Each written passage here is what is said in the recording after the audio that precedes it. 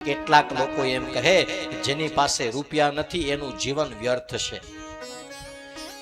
જેટલા અમુક લોકો કહે કે જેની પાસે સ્વરૂપ નથી એનું જીવન વ્યર્થ છે. કેટલાક લોકો કહે જેમની પાસે રહેવા મકાન નથી એમનું જીવન વ્યર્થ છે.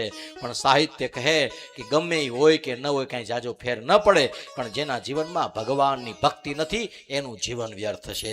જેના જીવનની અંદર સંસ્કાર નથી એનું જીવન વ્યર્થ છે. જેના ચરિત્રની અંદર આમ અપાર ડાગું ભરેલા છે એનું જીવન વ્યર્થ છે. જીવન એનું વ્યર્થ નથી કે જે ભગવાનની ભક્તિ કરે છે. આ જગતની અંદર ધનવાન કોણ છે?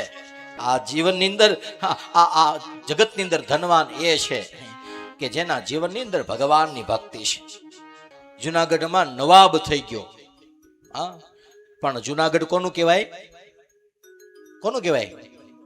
નરસિંહ મહેતાનું ભગવાન. પોરબંદરમાં અનેક રૂપિયા વાળા સંપત્તિ વાળા છે ભગવાન. હા, પણ કોનું કહેવાય? સુદામાનું. એની પાસે કઈ મેવાડમાં ભગવાન મારવાડી માણસોના વેપારની હારે કોઈ ન આવે. મારવાડી એવો વેપાર કરી જાણે, પણ મેવાડ કોનું કહેવાય? માણસ. ભગવાન નામ રહી જાય, નાણા રહી નહીં. ટાણું આવે ત્યારે વાપરતા આવડે તો જ કામનું. જેને વાપર્યું નથી, પોતાના માટે નથી વાપર્યું, એ બીજાને વાપરવા દે.